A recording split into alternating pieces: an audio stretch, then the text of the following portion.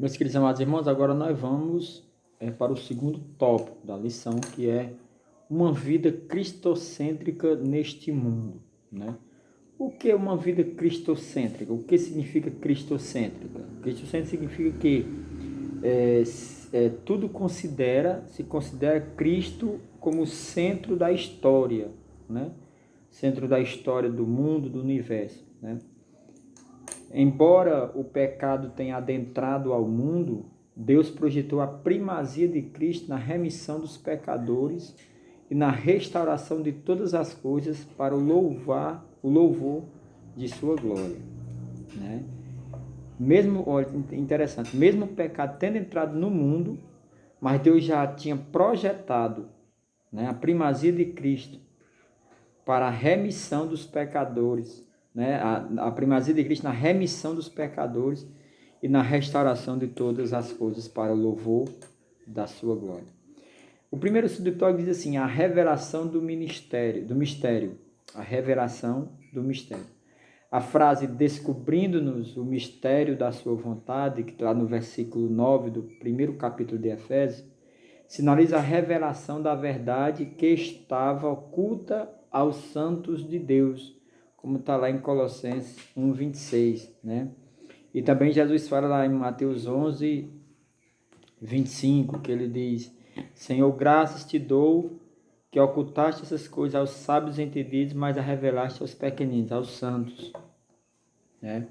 Essa verdade diz a respeito aos decretos eternos de Deus, que Deus planejara, né, por sua soberana vontade, com o propósito de salvar os pecadores, né, que está lá em João 3,16.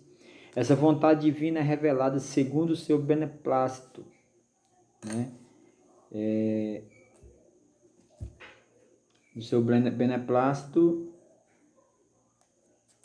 isto é, de acordo, né, com o que lhe agrada fazer por amor e misericórdia, né? E aí você pode acompanhar Romanos capítulo 9, verso 15 e 16 e Romanos 11, verso 32. Sua vontade foi executada conforme o seu desígnio por intermédio de Cristo, para que o Filho em tudo tivesse a preeminência, né? E essa citação você vai ver lá em Colossenses capítulo 1, verso 16, 20, né? Que vai dizer que para ele todas as coisas, né? Vamos só ver aqui o que diz em Colossenses, só para a gente entender mais um pouco sobre essa citação, que que a vontade do Senhor foi executada conforme seu desígnio por intermédio de Cristo, para que Cristo em tudo tivesse a preeminência, ou seja, em tudo tivesse Cristo, né? Que diz aqui, versículo 16, diz, Colossenses capítulo 1, verso 16, diz que por nele foram criadas todas as coisas que há nos céus e na terra. Então é a cristocêntrica, Cristo como centro da história do universo, né? E o segundo subtópico diz que a plenitude dos tempos, né? O segundo subtópico. Paulo revela que o plano divino é fazer convergir em Cristo todas as coisas. Está lá no versículo 10 do primeiro capítulo de Efésios, né?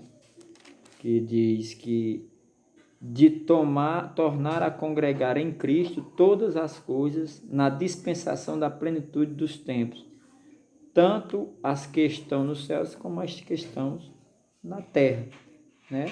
Então, o plano de Deus é fazer convergir em Cristo todas as coisas, né? Isso inclui tudo o que foi criado por Cristo, para Cristo e o que subsiste em Cristo. E aí você pode também estar acompanhando em João capítulo 1, verso 1 ao 3 e Hebreus capítulo 1, verso 2 e 3.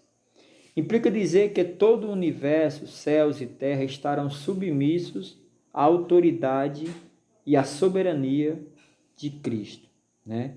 que aí você pode acompanhar aí na sua Bíblia, Romanos 14, verso 11, e 2 Coríntios, capítulo 10, verso 5. Nesse sentido, a ruptura provocada pelo pecado de Adão, né, é restaurada completamente em Cristo. Né? Então, tudo aquilo provocado pelo que, quando Adão pecou, né, quando Adão desobedeceu à voz de Deus, tudo aquilo ali foi restaurado, né, completamente em Cristo.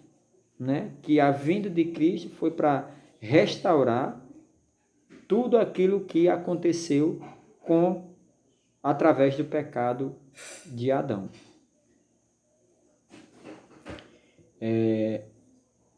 Essa declaração não tem conotação universalista. Né? A ideia de que no fim todos serão salvos, mas que finalmente tudo será como Deus planejou. Cristo é a cabeça da igreja e também a cabeça do universo. Né? Capítulo 1 de Efésios, versículo 21 e 23, né? Que 21 diz: acima de todo principado, poder, potestade, domínio e de todo nome que se nomeia, não só neste século, mas também no vindouro.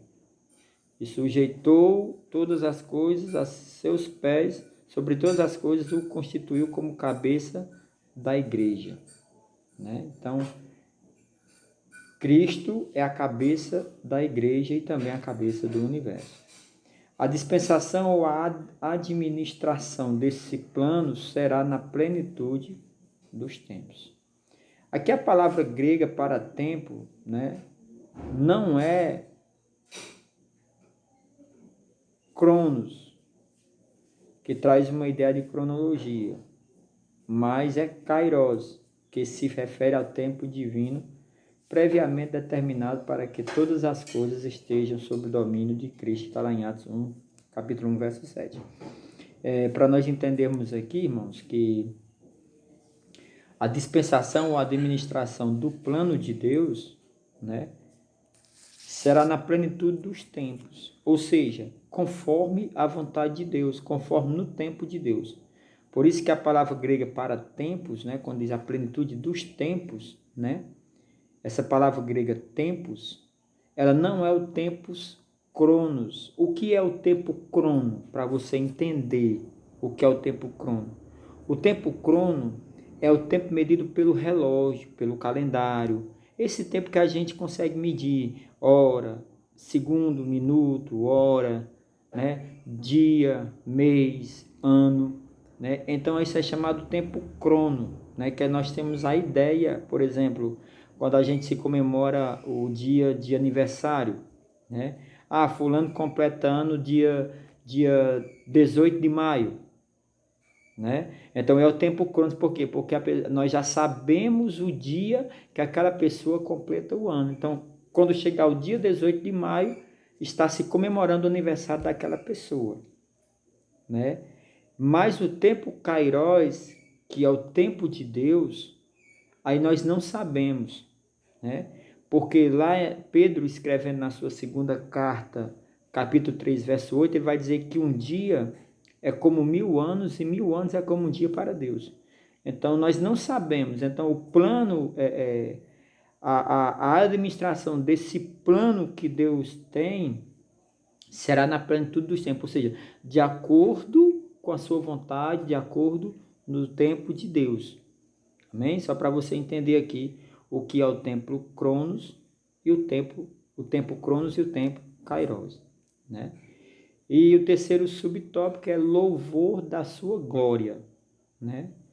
É o apóstolo Paulo aqui, irmãos, nós estamos falando exatamente que tudo é centralizado em Jesus, né? Como nós vemos aqui Colossenses capítulo 1, verso 16, que todas as coisas foram para eles, né? Então, o apóstolo Paulo enfatiza que as bênçãos destinadas aos crentes judeus e gentios, né?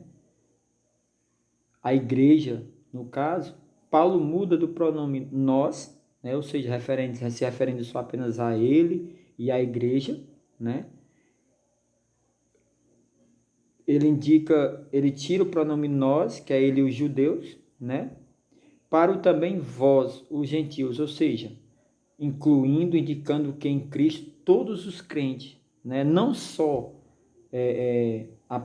não só judeus, né? Mas também gentios. Então, todos os crentes, os povos, eles também são herdeiros da promessa, né?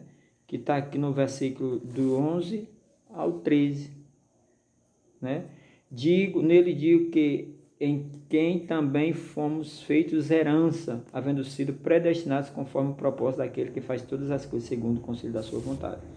Então, Paulo tira o pronome nós, incluindo só ele os judeus, e coloca o vós, que é incluindo todos, né? Que todos, né? Todos os crentes em Cristo Jesus, nós somos herdeiros desta promessa.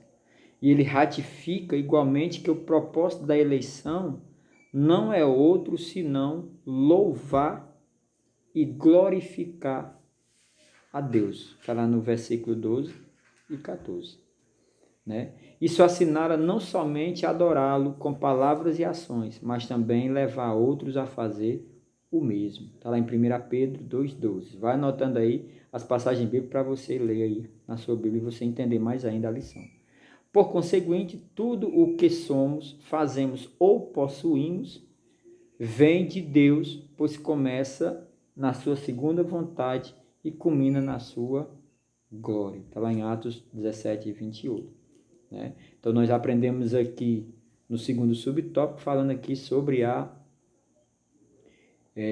uma vida cristocêntrica neste mundo, ou seja, que nós vivemos, que tudo na nossa vida é centralizado em Jesus. Que Jesus, ele é o centro da história, né, do universo, do centro da história do mundo, do universo. Então, uma vida centralizada em Cristo, uma vida cristocêntrica é uma vida centralizada em Cristo. Ou seja, a minha salvação, para a minha salvação, eu preciso do nosso Senhor e Salvador Jesus Cristo.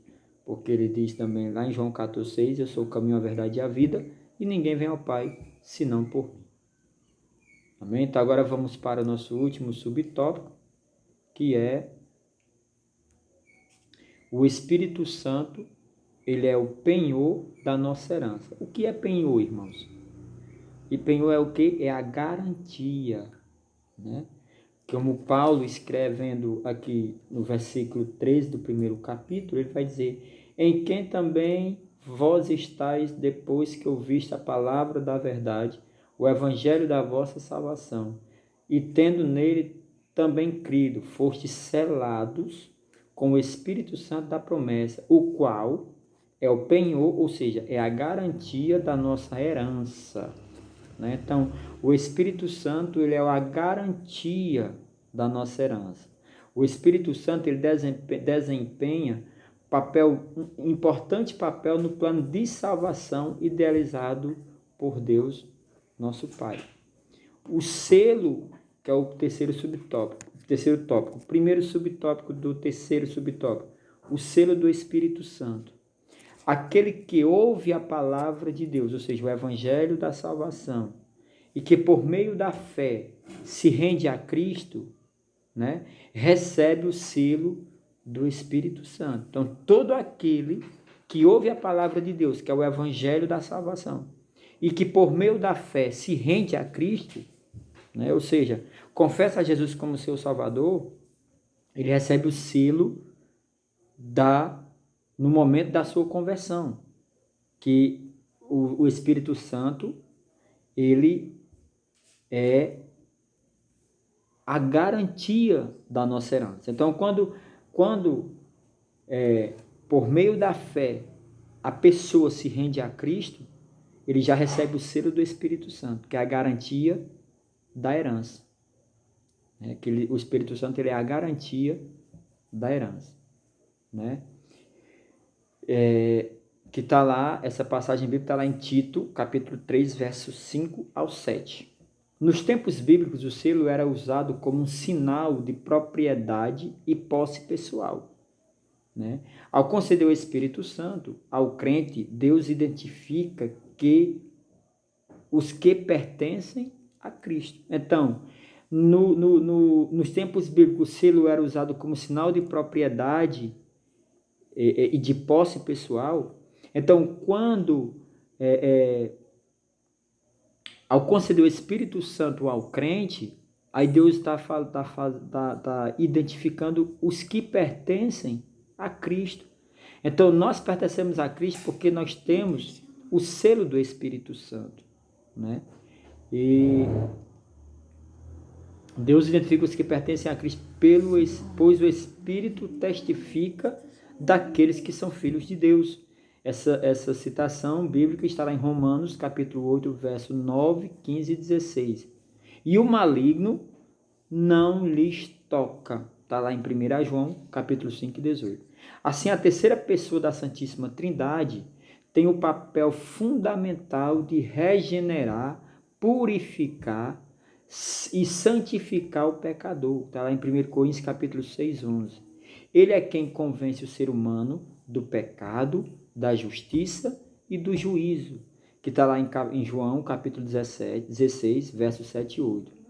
E é ele também, e que também produz no crente o verdadeiro relacionamento com Deus por meio do fruto do Espírito, que está lá em Gálatas, capítulo 5, verso 22 e 23, que vai falar dos frutos do Espírito, né? Então, ele também é quem também produz no crente o verdadeiro relacionamento com Deus, através dos frutos do Espírito Santo, né? Os frutos do Espírito, que é gozo, paz, né? E o Espírito Santo, ele é o selo, né?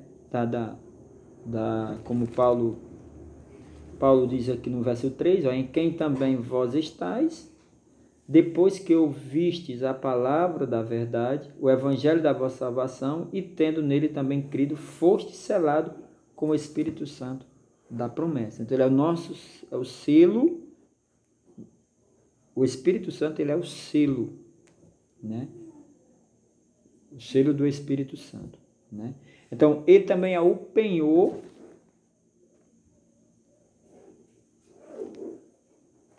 Ele é o penhor, ou seja, ele é a garantia da nossa herança.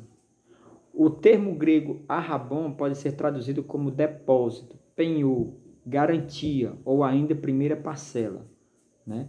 A palavra tem origem semítica e era usada nas transações comerciais para assegurar o preço ou garantir o pagamento de algo, né? Tá falando dessa palavra arrabon, que traduzida ele pode ser depósito, penhor, garantia, né? A palavra tem origem semítica e era usada nas transações comerciais para assegurar o preço ou garantir o pagamento de algo. Paulo ensina que o Espírito Santo é o depósito que garante nossa herança em Cristo. Está lá em 2 Coríntios, capítulo 1, verso 21 e 22. Tudo isso significa que aquele que tem o selo do Espírito Santo tem a salvação garantida. Está lá no verso 1 e o 14. O qual é o penhor da nossa herança para a redenção da possessão de Deus para louvor da sua glória. Isso não quer dizer que o crente está salvo para sempre, né? Independente de sua conduta, mas que a redenção está válida aos eleitos em Cristo que permanecem fiéis até o fim, né? Mateus 24, 13, né? E que diz, Mateus 24, 13, ele vai dizer assim, ó, 24, 13, diz assim, mas aquele que perseverar até o fim será salvo. Então, isso não quer dizer que o crente está salvo, né? Para sempre, independente de sua conduta, mas que a redenção está válida aos eleitos em Cristo que permanecem fiéis. Então, meus irmãos, vamos permanecer fiel ao Senhor, porque o Senhor já nos deu o selo, né?